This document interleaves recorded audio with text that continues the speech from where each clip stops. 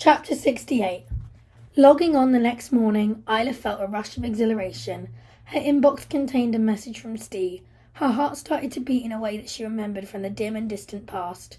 This was it. Finally. It took no time at all for her heartbeat to return to normal, as, on opening the mail, it was clearly an automated response, but it meant she had at least got somewhere. Message. Auto-response.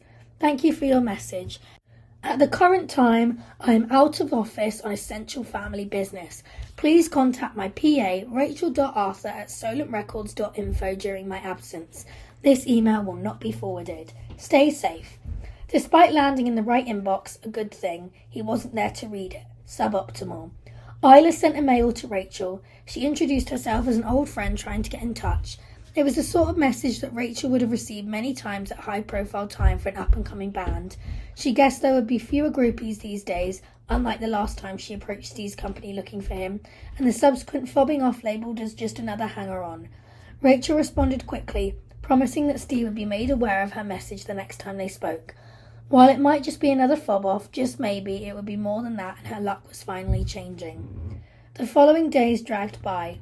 Her constant refreshing of the inbox was like a psychological tick. It crossed her mind that she might not be as memorable as she thought she was. Steve could be partnered up and wouldn't want to open the can of worms that she represented. None of the articles she read about him gave away any personal information. There was no reference to a daughter or a partner despite her deep stalkerish searches of the many dark corners of the internet.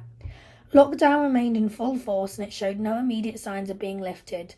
The illness that had taken her mother and accelerated her father's death continued to sweep the country. Although only a few thousand Brits had died in March, it was clear this was the tip of the iceberg. A month after the first UK deaths, nearly 1,000 people a day were dying across Britain, and that figure was being replicated across the world. It was a cowardly virus that took the weak and people who couldn't stand up to it. The severity of how widespread it was hit home when the Prime Minister himself was stricken. Propaganda showed him rallying and he made his recovery, but had been given a real fright by the magnitude of it all. Some of the country cheered as tales of his heroic battle against the virus were leaked, but Isla felt sadness. She didn't want anybody else to die from it, but if it were a choice between Mum and Boris Johnson, she knew who she would want to win. Nothing came back from Steve. He had a Twitter account, but it was one that the label used on his behalf. She figured it out because it was such a terrifically dull read. Isla knew Steve well enough to know he would not put his name to the tedious prose that the PR editor was pissing out for him. The days moved on, and life showed no signs of returning to normal. She gave up on Steve and waited for the times to get better.